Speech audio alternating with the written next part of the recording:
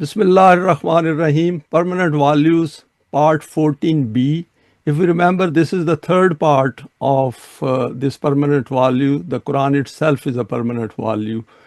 And this will conclude at least these three presentations on this permanent value. And we know that all our discussion even later on will be about the Quran. So this topic will not really end today. These are the references.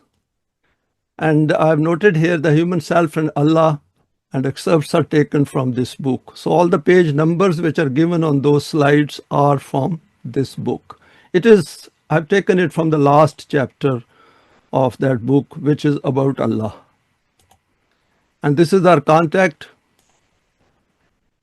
The first slide is some reflections on the seriousness of human creation and life. The Quran has repeatedly drawn our attention towards the seriousness of human existence and asked us to pause and reflect on every issue of life from birth to death. In one place it states, وَتَضْحَكُونَ وَلَا تَبْكُونَ, and it is translated as, and will you laugh and not weep. If we look at Surah An-Najm and verses before and after, we will see the context of it. But what Quran is saying is that whatever we do, we should pay attention to it and do not take the signs of Allah which are given in the Quran lightly, and pay attention to it, because life over here in this world is finite and we are never going to come back to this world. This is the only chance we have to make a choice, whether we wish to live beyond our death or we do not wish to live beyond our death. And second is, as we have discussed previously, whether we wish to have another system, a better system than a man-made system or not, or we are fully satisfied with the man-made system and wish to live our life as a beneficiary of it. Next point, it tells those who create problems for fellow human beings, وَلَا إِنْ سَلْتَهُمْ لَا يَقُولُنَّ إِنَّمَا كُنَّا نَخُوضُ وَنَلَعِبُ قُلْ أَبِاللَّهِ وَآيَاتِهِ وَرَسُولِهِ كُنْتُمْ تَسْتَهْزِئُونَ. If you do question them, they declare, we are only talking idly and in play. And we have seen that this kind of behavior from others, that when we tell people about the issues of Quran, a lot of them are not interested and they become distracted, they raise their voice, they become interested in other things and try to avoid it. Say, was it at Allah and His signs and His messenger that you were mocking? Because they do not value the importance of their own existence, and they do not value time, and they do not value that what is going on in the world is wrong and something should be done to solve the human problems. Taking the messenger of the Quran non-seriously affects ourselves. Ma yatihim min zikrim min rabbihim muhdasin illa astama'uhu wa hum yal'abun. Never comes to them a renewed message from their Rabb, but they listen to it as in jest. And that is another interesting thing, and this is particularly applicable to Muslims of today. They do not pay attention to the Quran. They do read it as well. Even Arabs who understand the Quran through their own mother tongue, that is Arabic, but still they do not think through the issues, and they don't look at the wider aspects and reflect on those, what is going on in the world. It invites us to look at our life in reverse order by bringing to mind the life of the hereafter. وَمَا هَذِهِ الْحَيَاةُ الدُّنْيَا إِلَّا لَهْوٌ وَلَعِبٌ وَإِنَّ الدَّارَ الْآخِرَةَ لَهِيَ الْحَيَوَانُ لَوْ كَانُوا يَعْلَمُونَ. And these two terms have come frequently in the Quran, lahwun wa laibun. And these terms, the first one is more related to that they, instead of paying attention to the higher purpose of life, they stoop to the lowest. And laibun is that those efforts which they make, they think they are working very hard and they are going to produce some results. Actually, all of them go wasted.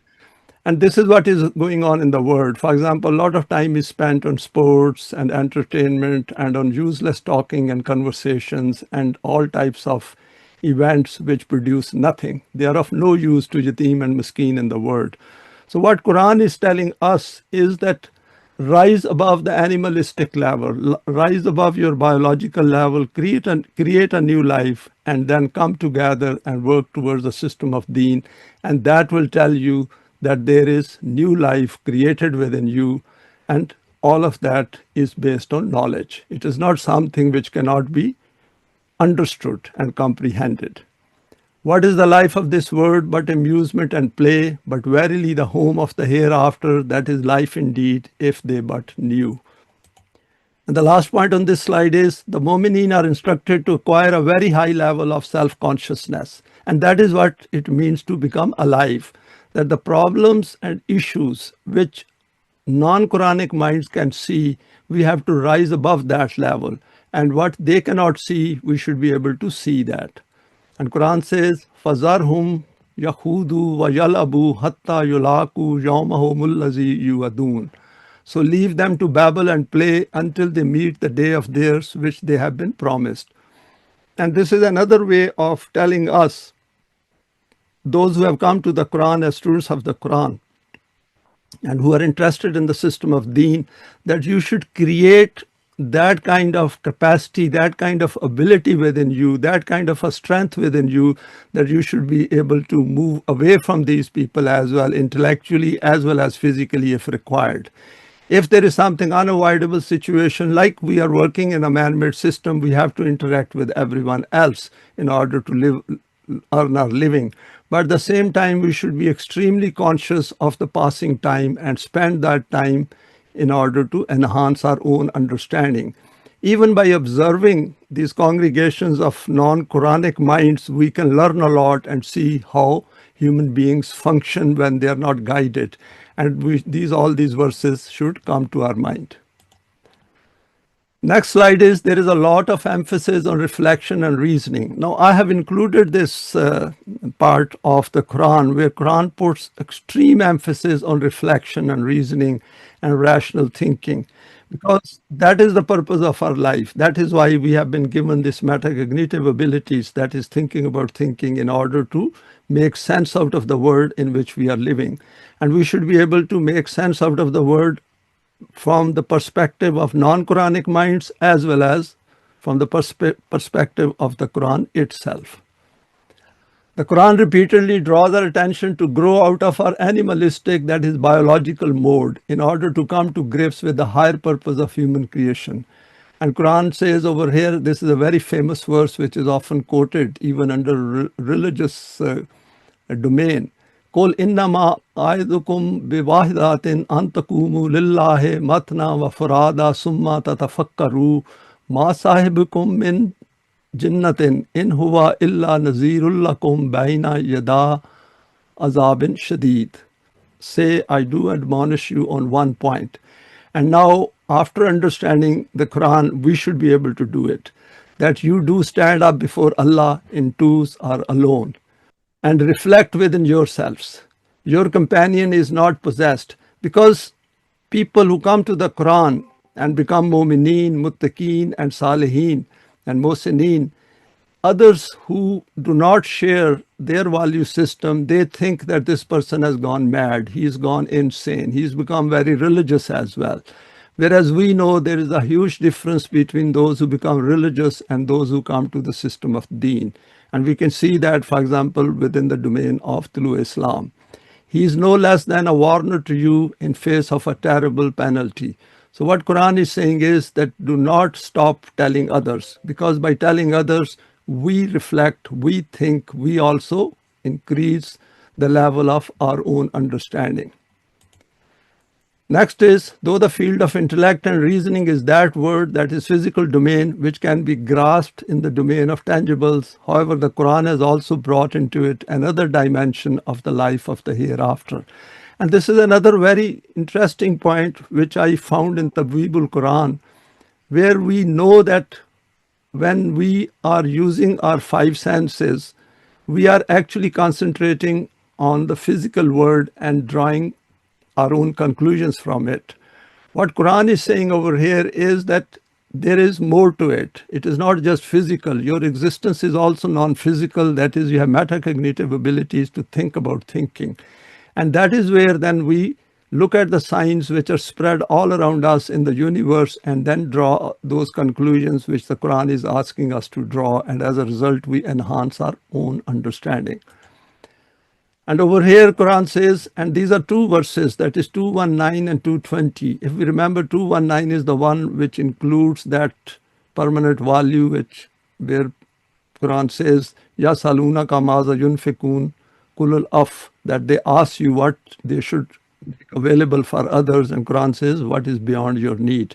And at the end of that verse it says, Kazalika yubayyinullahu lakumul ayati la'allakum tatafakkarun, that these are the signs of Allah. Thus does Allah make clear to you His signs in order that you may reflect on this life and the hereafter.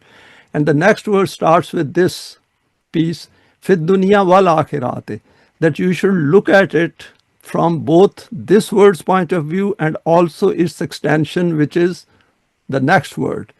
That is a very important part of these two verses, that while we are living this life, we should also keep in mind all the time that whatever I am doing, what impact this is having on myself, and that self is now going to go to the next life beyond our death, which extends beyond this world. So this is where our thought process becomes more or less infinite, more or less eternal. We have all the time thinking that what we are doing today, what impact it will have on our later part of our life. This means that aside from the physical aspects, there is also the need to ponder over those realities which are about concepts. Hence, according to the Quran, the domain of reflection and reasoning includes both the physical sciences and cognitive fields. And we can do that. For example, we can sit down after this, for example, presentation, and once it is over, in our own time, in next few days, and think that what kind of a belief system is residing in my head. Does it include the life of the hereafter? Does it recognize the seriousness of our existence? Does it recognize that we are not going to come back to this life because the only route to come to this life is a biological route? And even if we come back as that child who was born first time, that child will not have this self which I have acquired now after living life for a certain period of time in this finite world. Reflection and contemplation on the hereafter can be via an intellectual approach, not the tangible way of science.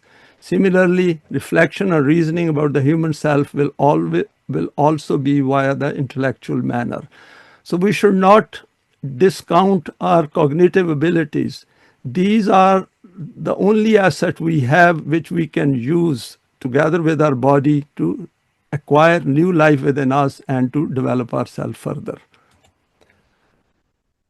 Now, next slide is, there is a lot of emphasis on reflection, reasoning. So continuing with the same theme, this is summed up in another verse, Avalam yatafakkaru fi anfusihim ma khalaqallahu samawati wal arda wa ma bainahuma illa bil haqqi wa ajalin musamma wa inna kaseeran minan nasi bi liqa'i rabbihim lakafirun. Do they not reflect in their own selves? Not but for al-haq, and for a term appointed did Allah create the highs and lows of the universe, and we can replace these highs and lows with heavens and the earth and all between them. Yet are there truly many among mankind who denied, that is, they resort to kufr, their meeting with their Rabb. And this is a beautiful verse which points to something extremely important and exciting. The term used over here is بِلِقَاءِ رَبِّهِمْ, because Quran says that once you use the Quran as light and come out of the darknesses of life, then you are in fact in a state of meeting your Rabb all the time, because you are on the path of establishing the system of Rububiyat. And we cannot see our own self, we cannot see our own intellect, we cannot see our own thoughts. Similarly, Allah's concept, which we are going to deal slightly later, is based on this invisible iman which we acquire through the use of our metacognitive abilities. And we come to this firm conviction that we have a higher purpose of life, and that higher purpose of life has given us new life. We can now see the world from a different angle, from a different view, from the Quranic view, and we see this world, there is a great purpose in it for us, for me, and we will work for that lofty aim and that eminence which is required to establish the system of Deen. Planet Earth contains signs to help capture human attention and direct it towards a higher purpose of life. And Quran says, وَهُوَ الَّذِي مَدَّ الْأَرْضَ وَجَعَلَ فِيهَا رَوَاسِيَ وَأَنْهَارًا وَمِنْ كُلِّ ثَمَرَاتِ جَعَلَ فِيهَا زَوْجَيْنِ اثْنَيْنِ يُغْشِي اللَّيْلَ النَّهَارَ إِنَّ فِي ذَلِكَ لَآيَاتٍ لِقَوْمٍ يَتَفَكَّرُونَ. And it is He who spread out the earth and sat there on mountains standing firm. And see how Quran is drawing our attention that don't think that these mountains have just appeared over there. They are part of a carefully planned program of Allah. And rivers and fruit of every kind He made in pairs, two and two. He draws the night as a veil over the day. Behold, and that is how the time is created. Behold, verily in these things there are signs for those who contemplate. I think this is quite self-explanatory, and there's a lot of happiness and joy in it when one looks at it as a moment. Signs in the system of sleep and death, and this is another outstanding verse of the Quran. Allahu yatawaffal anfusa hina mautiha wallati lam tamut fi manamiha fayumsikullati kaza alayha al-mauta wa yursilul ukhra ila ajalin musamma. Inna fi zalika la ayatin liqawmin yatafakkarun. So wherever these words appear, taqilun, yatafakkarun, yatadabbarun, we should pause a bit longer and try to see what Quran is telling us about the reality of our own existence. In the state of sleep or death, the human consciousness does not function. And we know it when we go to sleep, our consciousness is not working. And whatever we dream, it is also not the same as when we are awake during the day. After sleep, when man awakes, his consciousness returns. That is, he becomes fully self-conscious. He knows that now he is awake. But in the state of death, that consciousness does not return to the physical body. And this is a beautiful fact of life. What Quran is saying is that your death, your physical death, is like your sleep, when you will be in sleep and your consciousness will be suspended or will be taken away. And of course, that will be given another medium in the hereafter at some point in time. I.e., as far as his life in the world is concerned, it ends.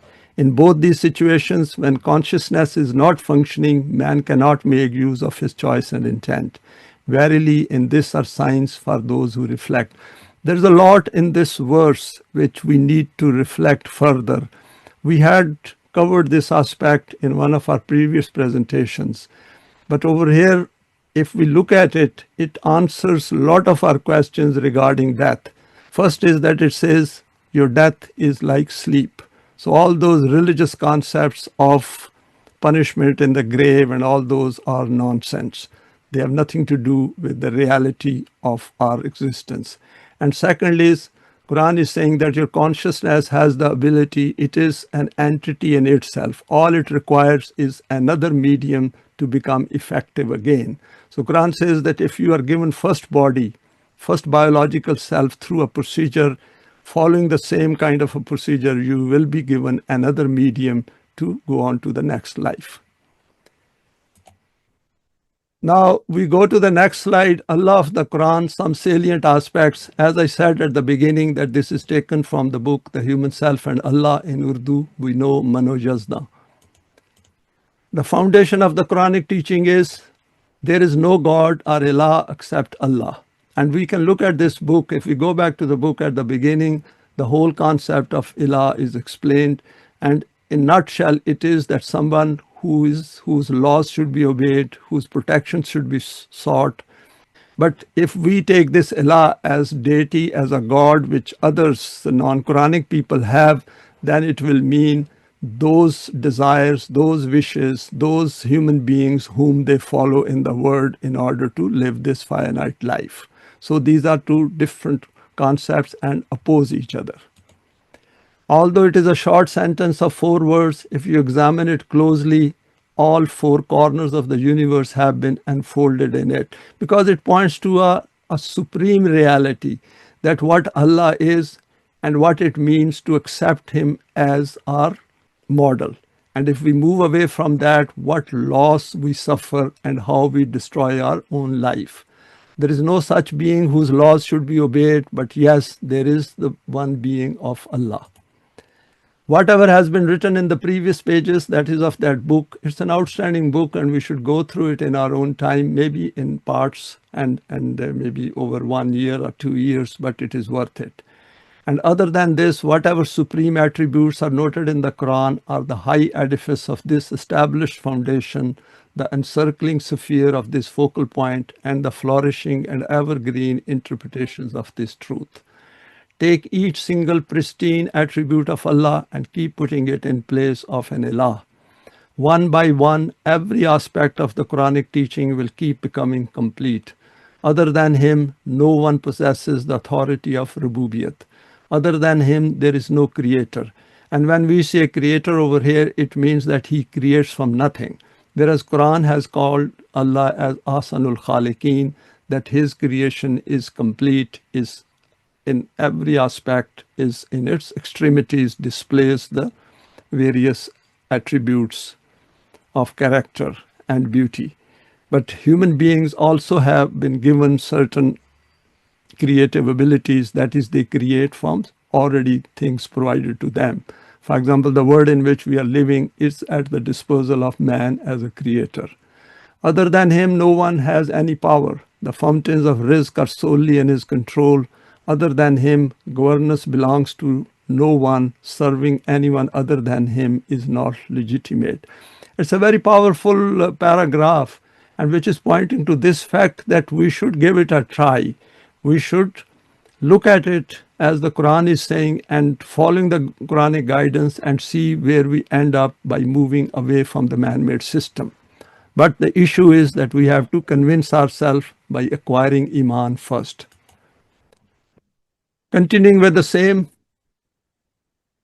when a believing Mu'min with full knowledge and conviction and with vision based on evidence proclaims from the depths of his heart that there is no God except Allah, then to what an extent this revolutionary proclamation of his becomes the cause of dynamic and seismic movement in the arena of the world. And this is a beautiful statement over here, because sometimes we think that our thoughts don't matter, our convictions don't matter, our Iman doesn't matter. But what Quran says is it does matter. The revolutions always start from something very invisible that is in human minds. And this is, for example, there is a verse in Surah Taha, we can go through it. Rejection of every non-Allah power in the world, rebellion against every man-made system in human beings, revolt against every code of life which is anti-humanitarian, not because there is some prejudice or arrogance against them, but for the proclamation of this sublime reality that man simply cannot devise such a system of life in which the growth and development of the human self can take place. And that is the beauty of it, that the Quran says, you go everywhere, in every corner of the world, you will find nothing like the Quran, because Quran is pointing to your own importance. It is a book which will enhance your own value. And once that value is enhanced, you will know that your value has been enhanced, because the signs are given within the Quran which tell us that how much value we have gained over a period of time using its light. Only that being can do this who has bestowed personality on man. To journey through all four corners of the whole world in a focused manner with head held high, not because of arrogance and pride, but for the demonstration of this supreme truth, that no man is in possession of this right that he should make another man prostrate before him. Then it should only be in front of the laws of that Allah in front of whom there is a right to prostrate. If there is any obedience, then it is only of the commands of this one being, in the obedience of whom the secret of human eminence lies. Prostration before any of the manifestations of nature, denial of the eminence of humanity, and bowing your head before a human being like yourself is an extreme humiliation of the self. And we can see that humiliation is being practiced in every corner of the world, everywhere. Next slide is, if anyone assigns partners to Allah, it is as if he had fallen from heaven and been snatched up by birds, or the wind had swooped like a bird on its prey and thrown him into a far distant place. And this is the beauty of this verse. It is telling us that if you associate others, that is, you follow man-made laws or mix up the laws of the Quran and the man-made laws, then essentially you have downgraded yourself from your humanity. You have become subhuman. And when you become subhuman, you lose your value, you lose your worth. You are meaningless to the program of Allah because you have lost all your value. And over here, Quran says it is like falling from the heavens from a height, or it is just like a big bird snatching away a small bird. And next is, it is like a straw which is at the mercy of winds, and wherever the winds can take him, that straw will go. So that human being has absolutely zero value because he is following his own wishes, his own desires, and wherever his desires take are the desires of other human beings whom he is following, he goes there. So that kind of a personality is of no use to the program of Allah. This is why shirk has been declared to be the greatest of injustices, that is mixing up man-made laws, man-made ideas and beliefs with those of the Quran. And there is nothing more unjust than this. This is denial of one's own self and acceptance of the divinity of those who are at the most men just like us. And how degrading it is that a human being who is equal to me and I follow his orders, I follow him. And this is something which is very important to take from today's presentation. Verily, those whom you call upon besides Allah are men like unto you. So the first stage is to recognize that we are all equal human beings. Doesn't matter whether we are born in a rich family or a poor family, or with a one color or with another color, whether we have a different gender. So we have to grow out of our physical self, our biological self, all our biological relationships, and come to that higher level of existence where we become important in the program of Allah. Regarding that individual who has handed over an invaluable entity such as human eminence and dignity of the self to others, then after this, what can still be remaining behind about which he can have any kind of reticence or hesitation or whatsoever to sell? Very powerful statement noted over here, that if we lose our humanity, if we lose our higher purpose of life, what is the meaning of our existence? What difference will it make to Allah if I die today or I die tomorrow, when my aim is only to live at animalistic level? And that is where we should pause and reflect. Such a human being is the slave of his own hedonistic desires. In comparison to the code of laws of Allah, any human system of life, whether it is devised by oneself or by someone else, it is subservience to other than Allah, the essential consequence of which is humiliation and ruin.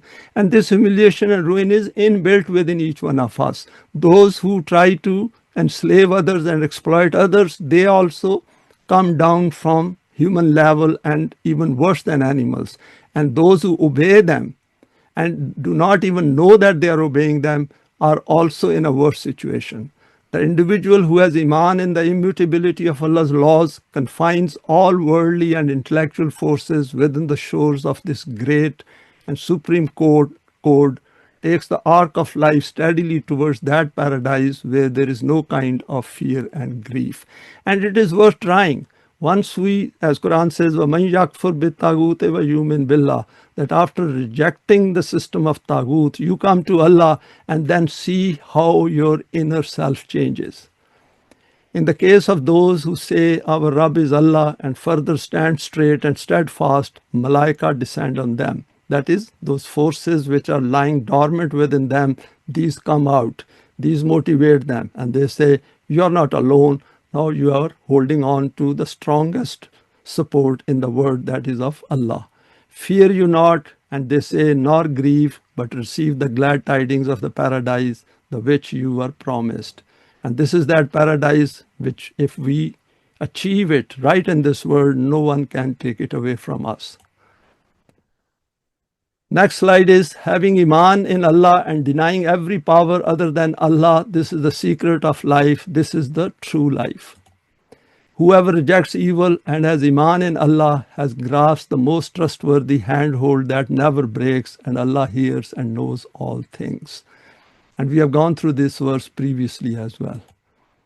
But Iman is only that Iman whose origin is conviction of the heart and whose manifestation is individual purity of character and conduct, and which is a collective system of life, not that which remains limited merely to the movement of the tongue, while the practical life of man is falsifying it. What is the value of a body which is soulless? And this is a beautiful statement which I have highlighted over here, that if a body is carrying a self which is not developed and it is living at an animalistic level without the light of the Quran, it is a soulless body. It is just moving around like animals. The definition of the being of Allah is beyond the cognitive perception of man. Whatever knowledge he wished to pass to man, he gave it via his attributes which are expounded in the Quran. Hence, whatever we can learn about Allah is only that much which the Quran notes. Other than this, there is no other means by which we can recognize the being of Allah or can obtain knowledge about Him. Because He is non-physical, He is invisible. We simply cannot relate to anything which is not visible. So the concept which the Quran has given and provided, the only way is to follow it as a model and then manifest those divine attributes within ourselves as directed by the Quran, as guided by the Quran. For a moment, this is the final point of knowledge and the last boundary of appraisal. We can neither advance beyond this, nor can the effort to go beyond this bear results. And that is the beauty of it. Once we come to grasp with the concept of Allah given in the Quran, that concept in itself proves to us that there is no need to look beyond it. It is fully satisfying. It is just like disappearance of the headache once we take paracetamol. Then we don't look for another medicine, because the purpose for which that medicine was taken has done it. Its purpose has been completed. It has been accomplished. Islam is a simple and straightforward, clean and transparent syllabus of teaching and code of action. The meaning of Islam is Iman in Allah according to the Quran, which should be the focus of all aspects of intellect and reason, and to continue to reflect the divine attributes within oneself, within human limitations, and covering all aspects of actions in life. How simple our life becomes, just one book and following it, bringing change within us, and never and feel any need to go outside of it, because the book itself proves to us that I am complete, I am fully preserved, I am permanent, and I will take you where you want to go.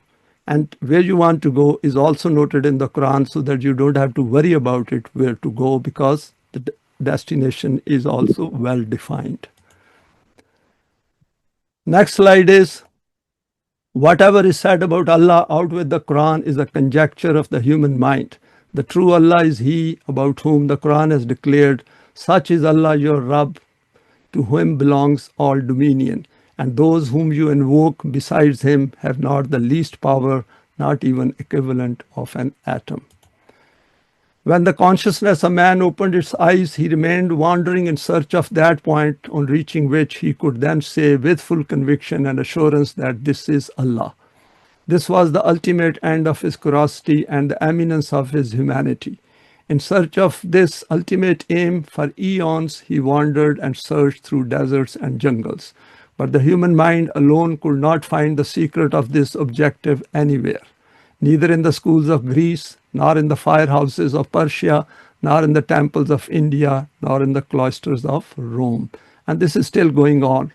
You can see in all these places of worship in different religions are still looking for God, and they simply cannot find, because it doesn't exist outside the Quran.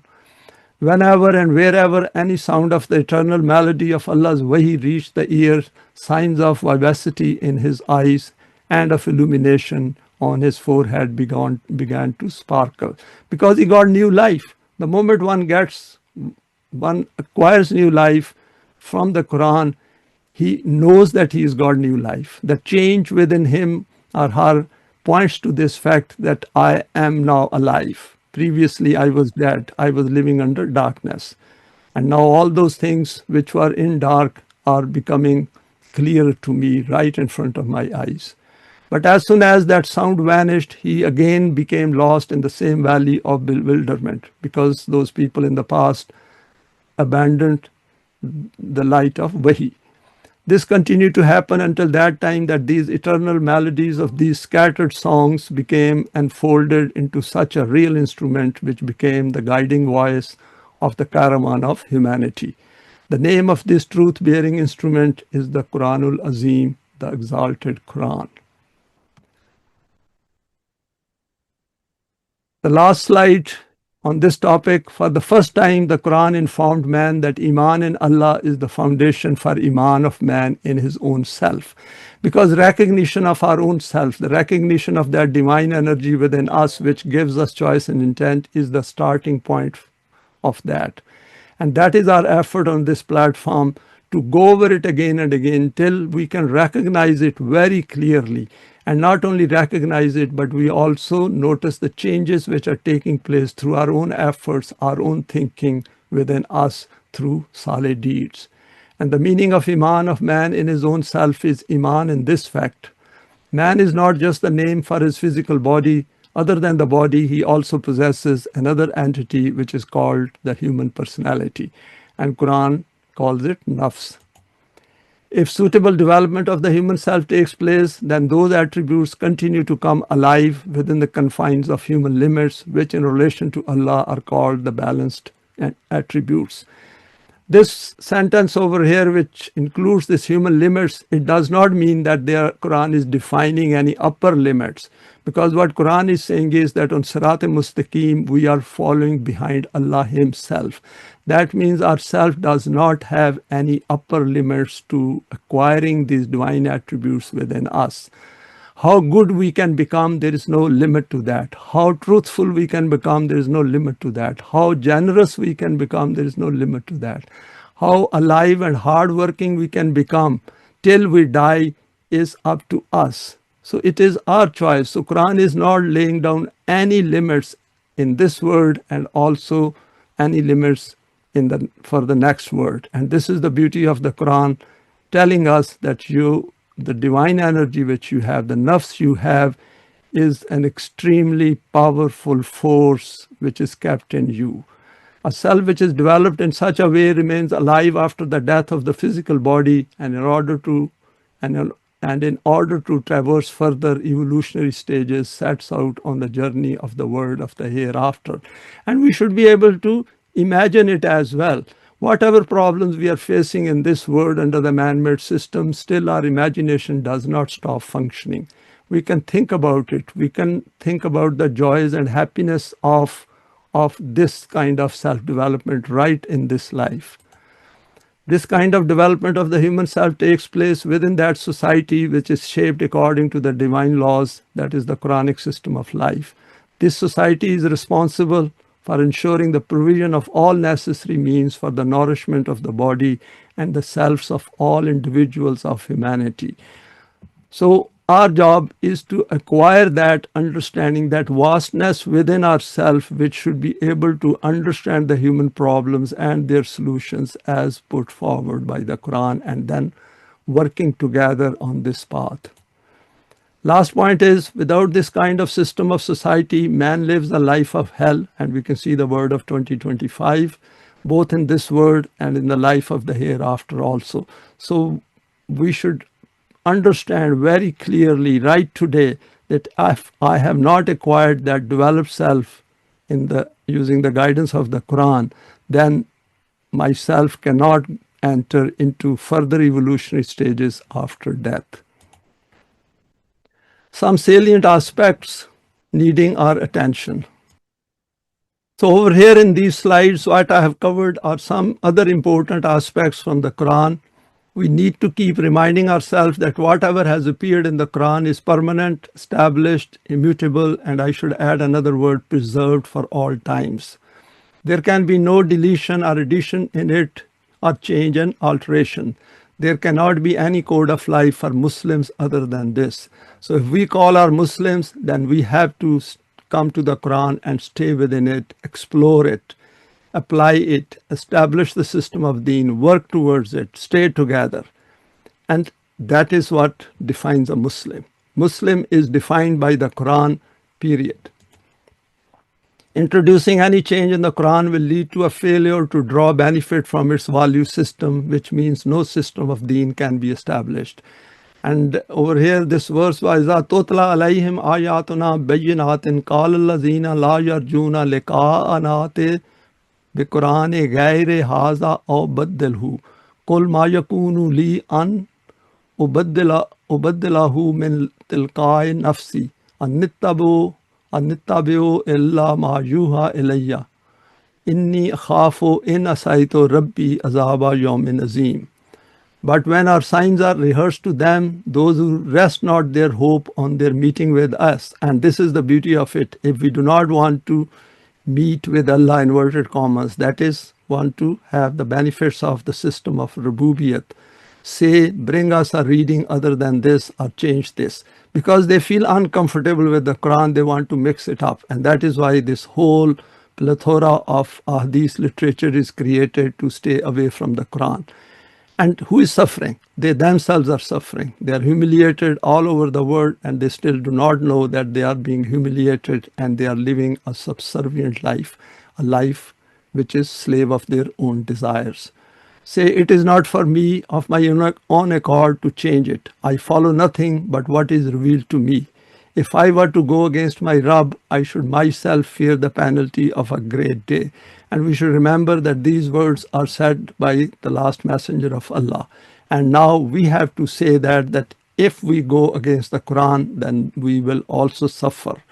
And we will become part of the suffering of the world of 2025. So first we have to come out of this hell which human hands have created and conceptually understand what Quran is asking us to change within our own self. The book of Allah is revealed to make human life easy, not to add difficulties. And Quran says, مَا أَنزَلْنَا عَلَيْكَ الْقُرْآنَ لِتَشْقَى. We have not sent down the Quran to you to be for your distress. And how can it be distressful? It is only one book. And remaining within that book and following its precepts and values, the changes which come within us, and then working with Allah as a companion to carry out all those tasks, and the question we should ask ourselves is, will He leave us alone? Will our life be more miserable than the life spent by all these non-Quranic people in the world? And that is something for which we have to develop our own conviction. And unless we develop that own conviction through our own inter-reflections, through removing our own differences and uncertainties, nobody can help us. Next slide is, whatever is needed to guide man through this finite physical life is enclosed within the Quran. And Quran says, Ya ayyuhallazina amanu la tas'alu an ashya'a min tubdalakum tasukum wa in tasalu anha hina yunazzalul Quranu tabdalakum afallahu anha wallahu ghafurun halim.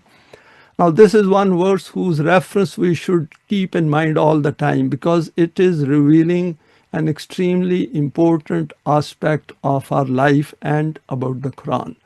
O Jamaat-e-Momineen, just remember it is addressed to Jamaat-e-Momineen. That means the system of deen is in place, and Quran is being revealed progressively in stages to these Momineen.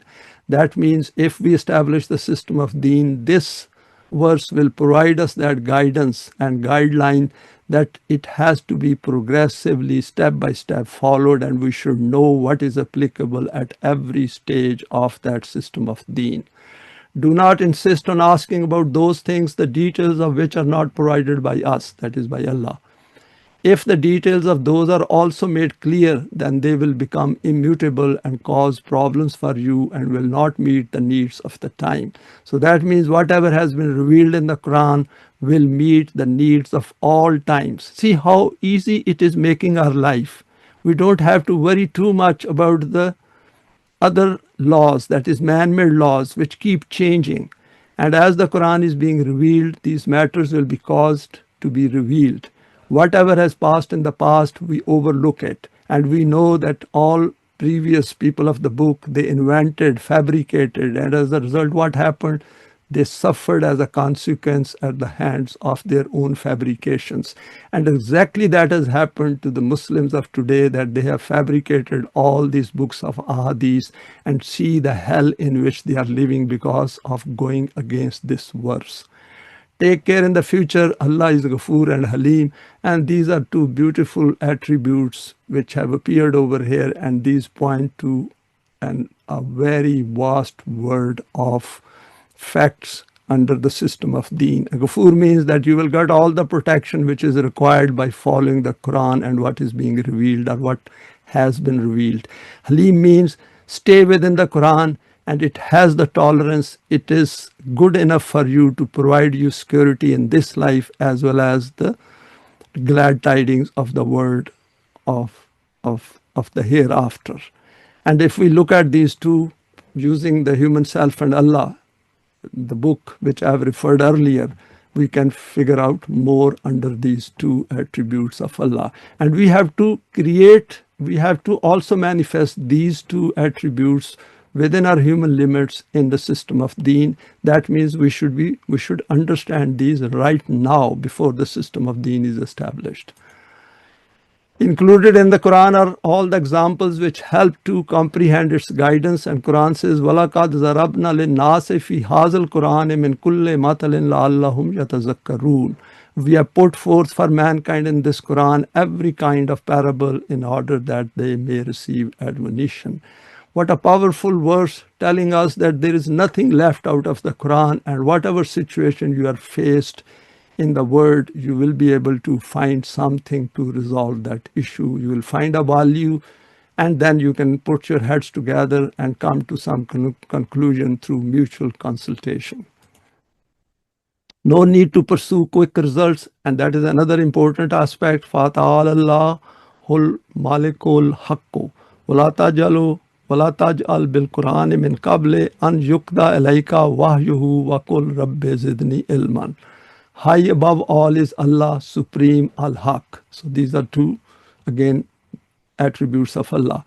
In connection with acting on the Quranic program, keep in mind that until such time that complete guidance is not received via wahi, there is no need to resort to haste.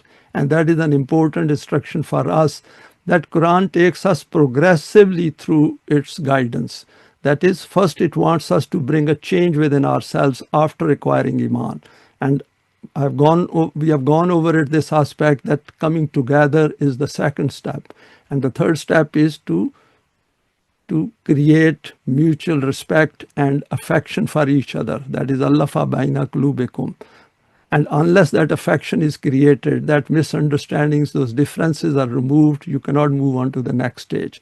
And then the Quran will keep guiding us further, that how the system of deen will evolve from this Jamaat which you have put together through your own efforts by removing differences. Instead, wait so that there is increase in your knowledge. And see the beauty of this, Rabbi Zidni Ilman, and Rab means that give us that knowledge which will help us to establish the system of deen on your behalf. Next is, the Quran puts forward the procedure to guide us towards the system of deen in well-defined stages. And Quran says, Kitabun unzila alayka fala yakun fi sadrika harajun minhu litunzira bihi wa zikra lil mu'minin. A book revealed unto you, so let your heart be oppressed no more by any difficulty on that account, that with it you may warn and teach mu'mineen. That means the first stage is that each one of us should become satisfied while we are gaining the knowledge of the Quran, and then we warn each other as well, we admonish each other as well, we guide each other as well. So this is the part of progressing forward. So that means we have to come together as well on a regular basis. Those who decide to come to its guidance are further guided. Attabi'u ma unzila alaykum min rabbikum wa la tattabi'u min dunihi awliya'a qalilan ma tazakkarun. Follow the revelation given unto you from your Rabb, and follow not as protectors other than him. And that is the awliya. And if we remember, Quran says, Allahu waliyul lazina amanu yukhrijuhum min al-zulumati ila an-nur. So Allah says that you come under the protection of Allah himself directly through the Quran. little it is you remember of admonition. So Quran over here is guiding us, don't do it. Keep in mind Quran all the time, 24/7. If you are committed to this path, be more committed to it than the benefits for which you are committed to the man-made system. It then helps to remove those differences which man-made systems create. And Quran says, Inna hazal Qurana yakussu ala bani Israila aksar allazi hum fihe yakhtalifun. Verily, this Quran does explain to Bani Israel most of the matters in which they disagree. And this is equally applicable to all of us, because Quran has quoted from the past that since they had differences among themselves, what did they do to themselves? They became most humiliated people in the world and disgraced. And we can see the example of that. And we can lump them all together with the Muslims of today. Those who have come to grips with Quran as a system of deen need to lead in order to remove differences. وَمَا أَنزَلْنَا عَلَيْكَ الْكِتَابَ إِلَّا لِتُبَيِّنَ لَهُمُ الَّذِي اخْتَلَفُوا فِيهِ وَهُدًى وَرَحْمَةٌ لِلْقَوْمِ يُؤْمِنُونَ.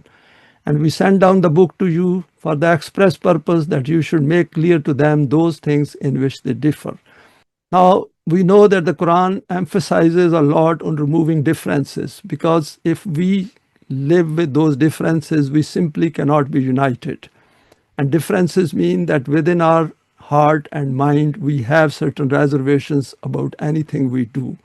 And for a lofty aim like establishing the system of deen, if there is any doubt and uncertainty within the mind of any member, then that member is of no use to the system of deen. So that means Jamaat-e-Mu'mineen has not only to recognize their own aspects of self-development, but they also have to keep an eye on those who join them and do not create problems to them subsequently. And it should be a guide and rahmat to mu'mineen. And we know rahmat means further nourishment, development, growth. Removing differences is important to unite hearts, and we know Quran says, وَتَعْصِمُوا بِحَبْلِ اللَّهِ جَمِيعًا وَلَا تَفَرَّقُوا. Hold fast all together by the rope of Allah and be not divided among yourselves.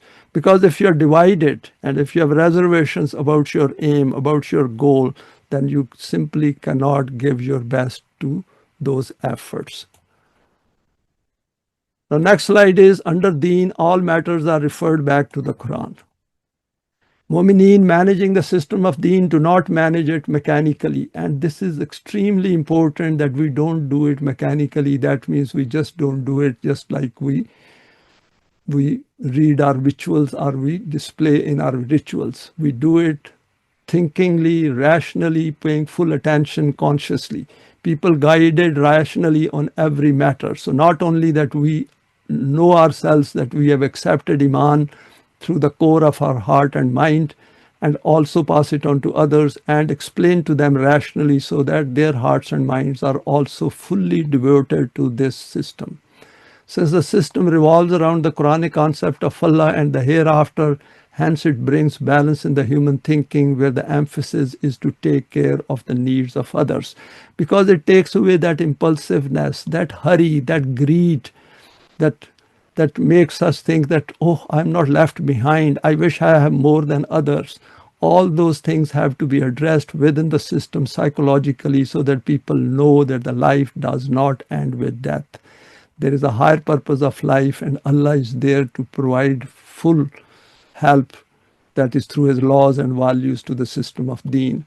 Moving away from own self, a lofty goal of human life. And Quran is emphasized on it in many verses, where Quran says that the mu'mineen prefer other mu'mineen over their own needs. And Quran says, Yuti malahu yatazakka, the one who gave away his possessions, his wealth, to develop his own self. The central authority manages the affairs of the state. Inna anzalna alayka al-kitaba bil-haqqi li-tahkuma bayna an-nasi bima araka Allahu. We have sent down to you the book in haqq, that you judge between men as guided by Allah. See, the initial Jamaat, the initial seeding which takes place through the initial Jamaat-e-Mu'mineen which comes together, they have a huge responsibility on their shoulders, that they have to understand the Quran and the finer aspects of the system of deen, and can relate every problem occurring in a land, in a system, back to the Quran. This authority clearly knows that وَمَنْ لَمْ يَحْكُمْ بِمَا أَنزَلَ اللَّهُ فَأُولَٰئِكَ هُمُ الْكَافِرُونَ. If any do fail to judge by what Allah has sent down, they are called kafir. And we can see and we can extend this criteria of this verse across the Muslim world. Such a system will cease to be Islamic if pure Quran does not stay within it, and will gradually forfeit all benefits associated with the Quranic system. And this should become part of the consciousness of Jamaat-e-Mu'mineen, that if they went outside the Quran, their system is bound to fail. See how much assurance Quran is giving to this system, this Jamaat-e-Mu'mineen, that if you stayed within the confines of this system, within this book, then you will never ever be let down by the book of Allah. This is because وَمَنْ لَمْ يَحْكُمْ بِمَا أَنزَلَ اللَّهُ فَأُولَٰئِكَ هُمُ الظَّالِمُونَ. And if they go outside the Quran, then they will start doing zulm to themselves, and they will do zulm to others, and we can see plenty of this zulm taking place across the world. If any do fail to judge by what Allah sent down, they are zalimeen. And zulm, we know that it means that if something has to be at its own place and it is moved from there. For example, if a human being is not meant to be yatim and miskeen, and there are billions of these yatim and miskeen roaming the face of the earth, that means there is gross zulm going on in the world, and those who are permitting it to happen are the ones who claim themselves to be the custodian of Allah's book.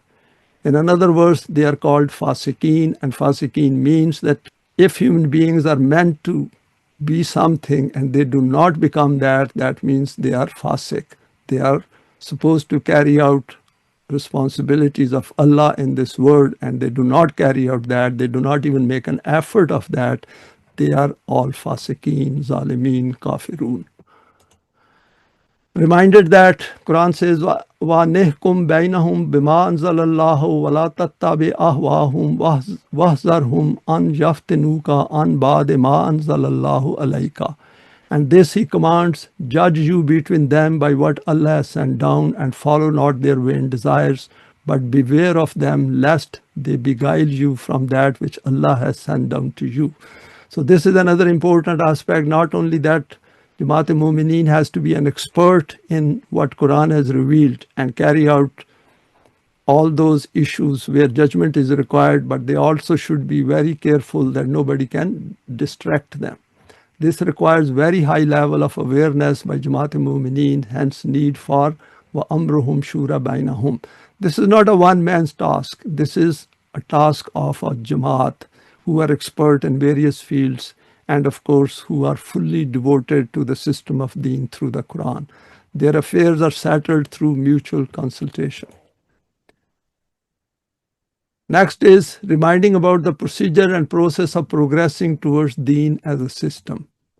Prior to the establishment of the system of deen, the Quran invites us to understand its permanent values, including the law of requital, divine attributes, the formula of Iman and solid deeds.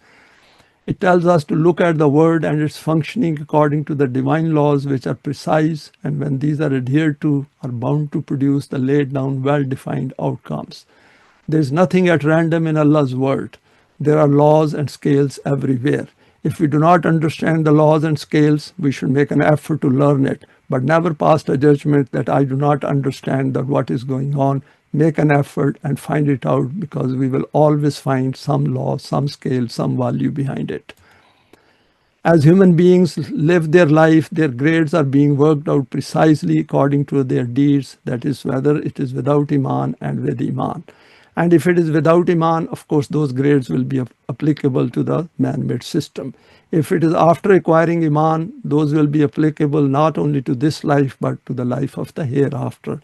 If we look at ourselves and in relation to what we do and how do we carry out these tasks with the belief behind it, the conviction behind it, this is fairly easy to understand and very easy to explain to, for example, others, including our children. وَلِكُلِّ دَرَجَاتٌ مِمَّا عَمِلُوا وَمَا رَبُّكَ بِغَافِلٍ أَمَّا يَعْمَلُونَ. to all our ranks according to their deeds. And this is an established fact.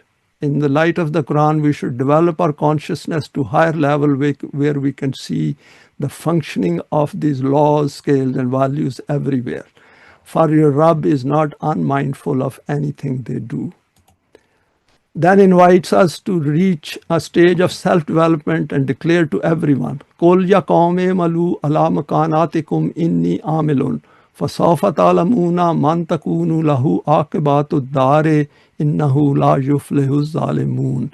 And we should remember this verse as well, 6:135 in our mind, in our heart, so that we can explain to others and refer to it if we are passing on the message of Allah to others. Say, O my people, do whatever you can. I will do my part. Soon will you know who it is whose end will meet success in the world. Certain it is that the wrongdoers will not prosper. And this is the lesson we should take from today's presentation is, Innahu la yuflih zalimun. If our path is right, then we are working against the zalimun. And if we keep sending good forward, through our joint efforts, then it is bound to produce positive results at some point in time in the future, because we are working against these people who are zalimun. Now, do we wish this state of the world to continue? And over here what I've done is I have shared some pictures so that it motivates us that if we do not do it, then nobody else in the world is going to do it, because there's nobody else who is even thinking about it. And this is the slums from somewhere on this planet Earth. As we are talking, these exist. And these are the human beings, the children, who are born just like a child like us, are our own children with a heap of rubbish behind them, and all of this can be solved very easily. And these are the people who have been made homeless, and their children have been killed, and they have suffered horrendous losses in recent past, and this is Gaza. And this is a lady who is a human being who is asking for Allah's help, or maybe the help of Mu'mineen, which do not exist at this point in time. And this is another one, very moving picture, that someone who is grief-stricken and no fault of his home and family has been destroyed. This is another, all these houses, once people lived there, they constructed them, and this is what human beings do who are not guided by the Quran. And these are the slums in the foothills of these high-rise buildings. And these high-rise buildings, whoever have constructed is part of the capitalist system. They know these slums also exist. And this is another one which is more clear. And this is another one. We can see all these tall high-rise buildings and all these slums where human beings like us are residing for no fault of theirs. And the fault lies with those who have the book of Allah and they are not doing anything about it. And then we remember in 2020 there was a big show in Qatar where this football championship was held.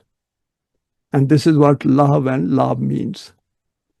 And this is another cartoon where a rich man is sitting and there is the whole humanity which is under some kind of debt. And of course, this is part of economic system. And this is also going on. Obviously, this fellow is asking for salvation for his own sins, totally oblivious of what is written in the Quran and its guidance. And this is going on right at this moment when we are sharing these presentations. And next slide is, finally, the choice is ours. We need to give it a try.